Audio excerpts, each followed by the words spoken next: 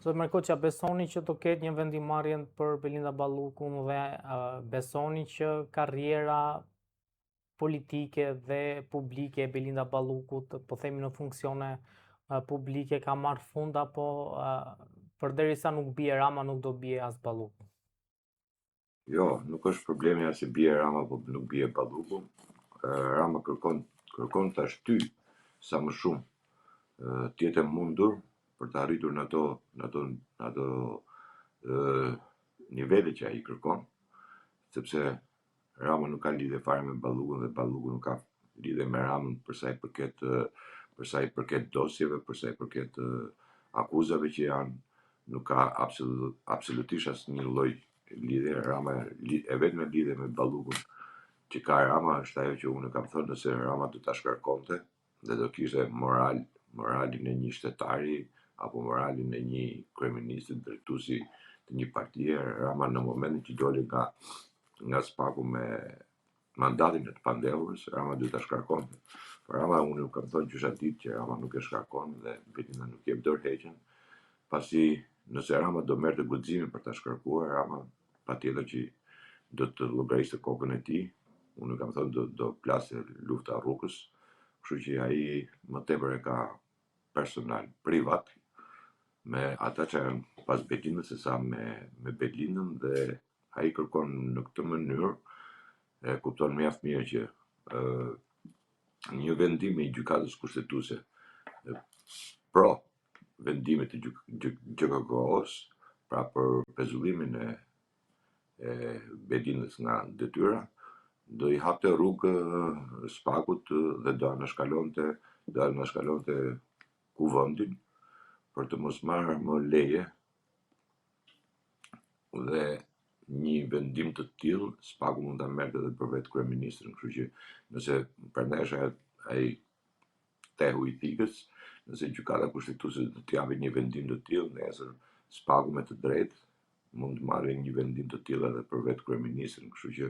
ai më tepër ka mbrojtjen e tij personale, sesa dhe themi do të mbroj varësit e tij. Ne e dim shumë mirë që Rama shet çdo gjë, përdor çdo gjë. Unë kam thënë ai ka bërë shesi dhe familjen e tij, vetëm për të mbajtur postin e kryeministit, dhe këtë post ai e ka detyrim, ka shi asaj organizate ku ai bën pjesë. Kështu që presim vetëm vendimin e gjykatës kushtetuese. Tash është një vendim të cilin Rama atë gjykatë tashmë tregon që e komandon, bën presion mbi atë gjykatë patjetër,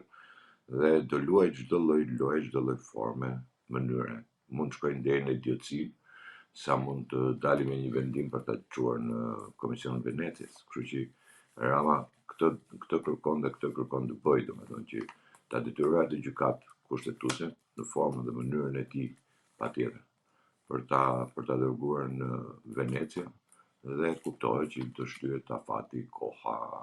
dhe në këtë moment Rama me urdhër që ka dhënë që ne nuk marrim një vendim nga Komisioni i Mandateve për sa kohë nuk ka marrë vendim gjykata kushtetuese, i lë hapësirë kohore për të zgjatur jetën sa më shumë në këtë situatë. Por gjithmonë ngelem ke ajo pjesa tjetër pastaj që do ketë ndonjë lëvizje tjetër të spakut, sepse është e pamundur që një njeri të komandojë apo të frenojë një shtet të tërë, apo të dalë përballë drejtësisë dhe të bëhet muri i pakalueshëm për drejtësinë. Kur thoni do ketë një lëvizje tjetër, për çfarë keni fjalën? Çfarë lëvizje mund të jetë tjetër? Lëvizja tjetër do të vi nga ajo që unë kam thënë që nuk do ishte mirë që gjërat ne i zgjidhin ndërkombëtarët apo gjërat ne i zgjidhe Amerika dhe ne të presim vetëm Amerikën që të ne i zgjidhe, po do të vi nga Amerika pastaj. Do të vi ndoshta gjëja e parë që mund të vi ajo që është marrë atje, por që nuk është deklaruar që Rama është non grata. Apo do thirret Rama pastaj për dosjen me Gonigal, dosjen Sinaloa, apo dosje të tjera të cilat janë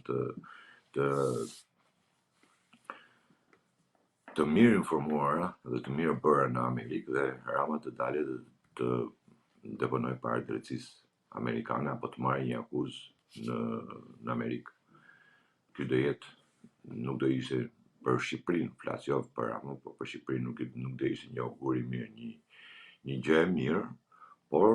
thash në të gjithë ato investim që kanë bërë Shtetet e Bashkuara të Amerikës, është e pamundur që të lejohet domethënë një narcist i tillë të vazhdoj të drejtoj vendin, një njeri që ka ndërtuar mafia në shtet dhe do ta detyroj ta bëj këtë lloj lëvizje. Pra, unë kam thënë që deri tani nëpërmjet politikës dhe bashkëpunimit mes pak Amerika ka arritur ta zhveshë Ramën politikisht, ta zhveshë Ramën nga mbrojtja e bandave korrupsione dhe të krimit organizuar dhe duke pas parasysh edhe mbledhjen e fundit që është bërë në Komision të Jashtëm të Kongresit Amerikan, ku është trajtuar çështja e Ballkanit, ku dhe vetë është përmendur emri i Ramës si personi i cili ka ndikim mbi grupet kriminale, mbi drogën. Dhe ajo që ne kemi marrë një grusht, themi, thash gjithmonë si Shqipëri, si politik, një grusht shumë të rëndë, kur është deklaruar që investimet strategjike në Amerikë, për sa i përket investitorët amerikanë, në këto momente të ndërpritëm, sepse aty është krimi organizuar, pastrimi i parave dhe nuk dihet se nga dalin këto para, domethënë. Kështu që këtu kemi të bëjmë me këtë pjesë, prandaj them që do jetë shumë minus për Shqipërinë, për ne shqiptarët, do jetë minus që veprimi apo goditja e Ramës të vijë nga jashtë. Jo se vjen nga jashtë nuk në për inatet themi politike, por sepse dosjet e Ramës janë të ndodhura tashmë në drejtsinë amerikane, ashtu siç është edhe dosja e ndodhur në Gjermani, ku ministri në Gjerman erdhi dhe takoi direkt Spakun, sepse është një dosje e cila flitet për call centeret dhe emri i të vllajt kryeministit është në atë dosje, në atë hetim që bëhet në Gjermani. Kështu që prandaj them do ishte fatale për shqiptarët, se tregon domethënë jo vetëm rrënimin e shtetit, por mbajtja e pushtetit nga një person i vetëm dhe mbajtja në këtë lloj mënyre, në këtë lloj forme diktatoriale apo në mënyrë mafioze. Unë pa qëllim kam thënë që Rama ka ndërtuar mafia në shtet, sepse në çdo lloj shteti tjetër të ishte, qoftë edhe shteti i Madurës, po të ishte, nëse do kishte një kërkesë të tillë nga drejtësia për një vartës të tillë, nuk do ta kishte bërë këtë lloj loje, këtë lloj mënyre të keq trajtimit të ligjit dhe të keq trajtimit të gjithë institucionet, duke të keq trajtuar dhe institucionet e presidentit. Kështu që prandaj e kam atë pjesë që them që do jetë plani B, themi, i Amerikës për sa i përket këtij personi. Tashmë nuk mund të them më që është përfaqësuesi i shqiptarëve, sepse nuk ka shqiptar që tulesh në tavolinë apo në biseda të tjera të thotë që po bën mirë, që nuk po i hiqet imuniteti Belinda Ballukut dhe nuk po shkon para drejtësisë atje ku vërtet e ka vendin. Kjo është një urdhër i Ramës, i cili e ka paralajmëruar që Këshilli i Mandateve do mbledhet pas vendimit të gjykatës kushtetuese, e cila fatkeqësisht nuk e ka dhënë akoma vendimin. Megjithse në pikpamjen juridike nuk kanë lidhje me njëra tjetrën, pasi gjykata kushtetuese ka kushtetueshmërinë e veprimit të Spakut për pezullimin nga detyrat Belinda Ballukut, ndërsa Këshilli i Mandateve ka kërkesën e Spakut për arrestimin e Belinda Ballukut. për të marrë më pandehur në kushtet e arrestimit, qoftë arrestim me burg apo në shtëpi, ajo varet pastaj nga masa e cila e kërkon spaku apo vendos gjykata e shef gjykatat të arsyeshme. Po kjo ishte një lojë e Ramës për të bërë të mundur shtyrjen sa më gjatë të kërkesës së spakut dhe për të mos lejuar që një kërkesë e spakut, ashtu siç e kam theksuar gjithmonë, për mos të vajtur në sallën e kuvendit. Pasi Rama e di shumë mirë që në sallën e kuvendit nuk është i aftë më ta mbroj apo ta kundërshtoj kërkesën e spakut për një arsye të thjeshtë, sepse të gjithë deputetët aty nuk mund të vijen më në rresht sipas dëshirës së Ramës apo kërkesës së Ramës apo urdhrit të Ramës, pasi votimi aty është i hapur,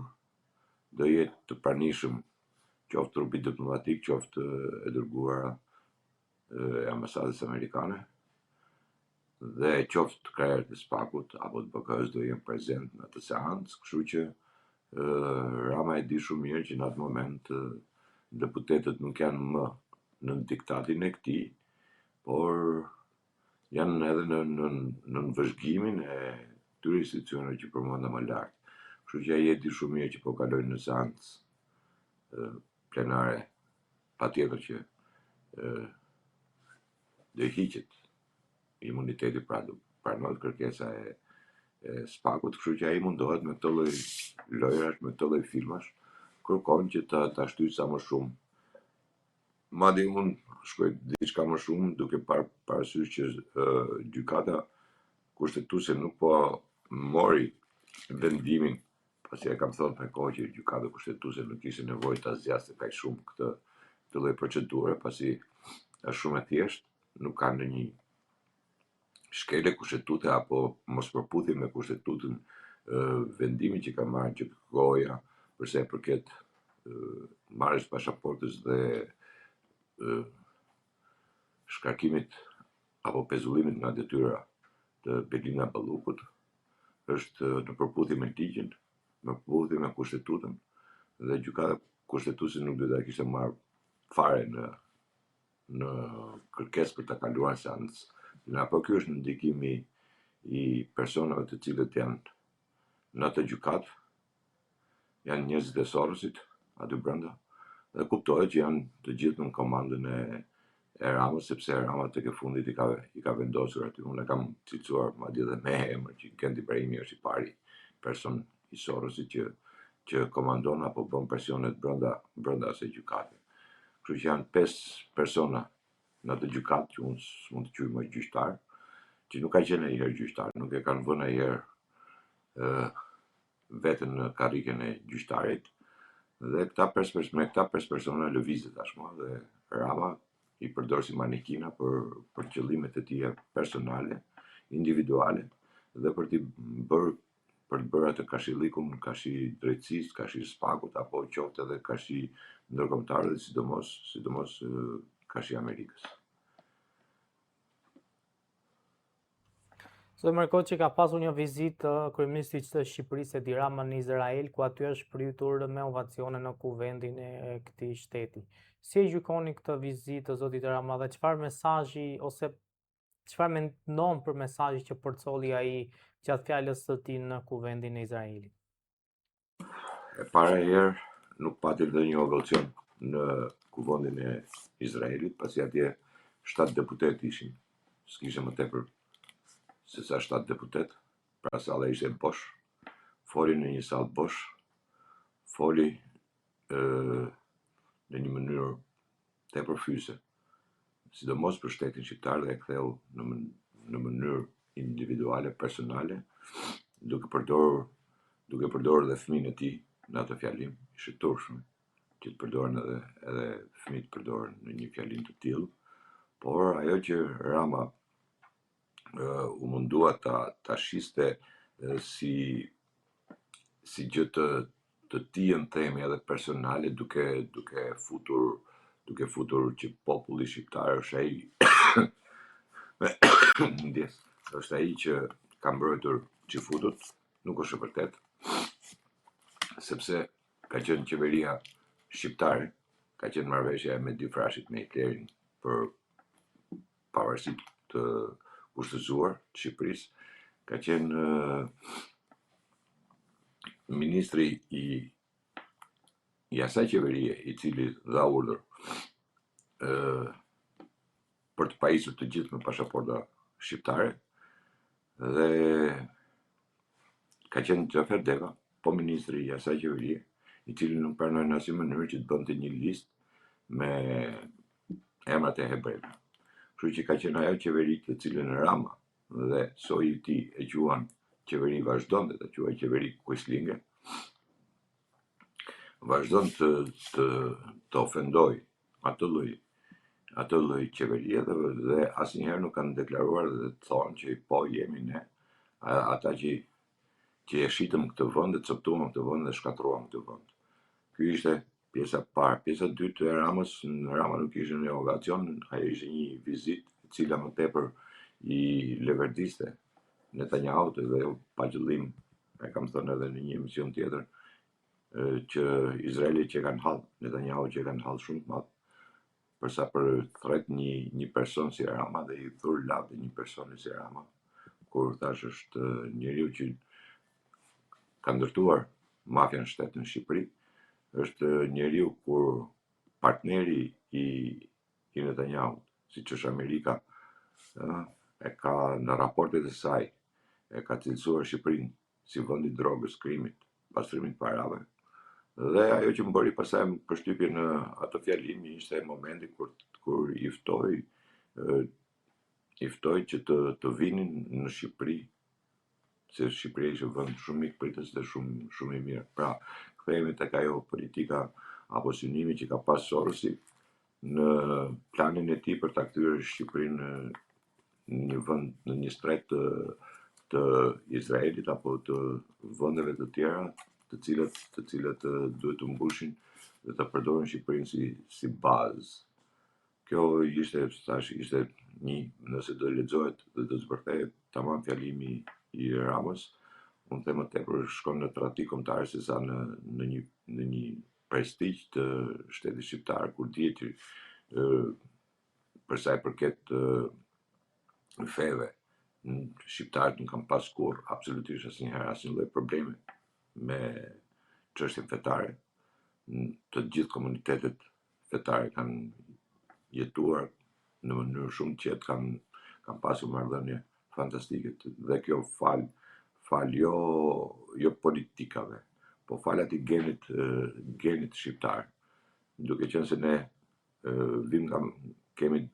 një rrjedhshmëri të genit pagan, ne nuk e kemi problem shumë çështjen fetare. Shqiptarët më tepër kanë problem çështjen kombëtare se sa çështjen fetare. Çështjen fetare shqiptarët gjithmonë e kanë pas në plan 2, në plan 3, çështjen kombëtare kanë pas gjithmonë në plan parë. Por ajo që ishte pjesa tjetër pastaj që të vinte keq, domethënë që nuk pati ndonjë deklaratë për sa i përket genocidit që është bërë në Gaza, po nga Izraeli. Do të merrte kurajen dhe të tregohesh pak qoftë edhe diplomat, qoftë edhe politikan, po qoftë edhe burr shteti, themi, për të bërë një deklaratë ku të bënte goditin dhe jo të qarabitesh duke u mburrur me të madhe që ne jemi vendi i cili kemi prerë marrëdhënie diplomatike me Iranin, sepse Irani na pas ka sulmuar ne nga mënyrë kibernetike në të njëjtën kohë kur vërtetua katërcifrisht me daljen e dosjes së Akshit, që të gjithë veprimet kibernetike, të gjithë sulmet kibernetike, të gjitha ato veprimet të cilat të bëheshin bllokimet e hyrje dhe daljet në Shqipëri, i ka bërë pikërisht Akshi për të hyrë për dalë ata kriminalet, ato persona të cilët nuk duhet të identifikoheshin që ishin në Shqipëri apo dilin nga Shqipëria. Vërtetoj edhe një herë atë deklaratën e prokurorit të Puljes, unë kam deklaruar me kohë që ka thënë mafiozi më i madh i Italisë ka vajtur në Shqipëri, ka ndenjur dhe është shoqëruar atje dhe nuk ka asnjë lloj gjurme se nga ka hyrë si ka hyrë dhe me ka shoqëruar. Pra, luftën kibernetike nuk e ka bërë Irani, por ka bërë vetë Rama, sepse ky ka pas gjithë çelësat e këtyre në dorë. Ashtu siç kishte çelësat kur fikte radarët, që kalote drogan nëpër Itali, ka qenë Mimi Kodheli në atë kohë, ministre e mbrojtjes, kështu që u mundua tash vetëm të bënte atë liderin në botror tashmë, apo një lider europian para izraelitëve, por ajo që ishte më kryesorja dhe më e dukshmja që tash që nuk kishte njeri në sallën e atij parlamenti me 7 vet apo 10 vet që mund të ishin në atë sallë, që e turpshëm për një drejtues qeverie, sekretar shteti nuk është për thjesht drejtues qeverie, të bënte ato lloj elozhesh dhe arriti deri në kulmin duke bërë dhe krahasimin me Trumpin, duke deklaruar që në këtë sallë domethënë ka fol Trumpi dhe unë tha. Në të njëjtën kohë që ka qenë bashkë me Ramën, ka qenë edhe Dodiku. Mos harrojmë edhe këtë që ka qenë edhe Dodiku bashkë me Ramën aty. Kështu që një vizitë e cila kërkoi ta shesi shumë për sa i përket diplomacisë apo ngritjes së tij në arenën ndërkombëtare, në të njëjtën kohë që është një person i cili nuk ka asnjë lloj më ndikimi në arenën ndërkombëtare, në Amerikë sidomos, njeri që është nga grada nuk kalon dot oqeanin që të shkojë për një vizitë, qoftë edhe vizitë thjesht pavarësisht nga deklaratat që ai bën apo bëri në parlament që unë do jem në shtëpi të bardhë, do futem nga dërtari. Ai si minuk korridorësh mund të kërkojë të futet edhe nga tuneli, por nuk futet dot. Në asnjë lloj momenti nuk futet. Ato që kanë deklaruar dhe deklaroj prapë për sa kohë të jetë Suzi, shefe kabinetit të Trumpit, Rama nuk, jo vetëm Rama, pasi nga këta politikanët apo parapolitikët tanë që kanë përfituar gjithmonë me emrin e Amerikës, që kanë thënë në çdo fjalim të tyre kanë Amerikën e kanë përdorur si mburoj para popullit për të mbuluar të pisliqit që kanë bërë, nuk kalojnë dot më në Amerikë. Nuk administratës tanë nuk i afrohen në mënyrë absolute jo. Por thash Rama i kërkon, sepse mos harrojmë se Trumpi ka dhënë dhe një vendim tjetër, i cili është ai 3 mujosh i farmen që po s'ka don dita ditës, po ikën akoma më shumë tashmë. Fillojmë mbushen ato 90 ditët, kështu që prandaj ju thash edhe ai që do jetë edhe ndoshta ajo plani po pastaj i Amerikës për sa i përket vetë Ramës.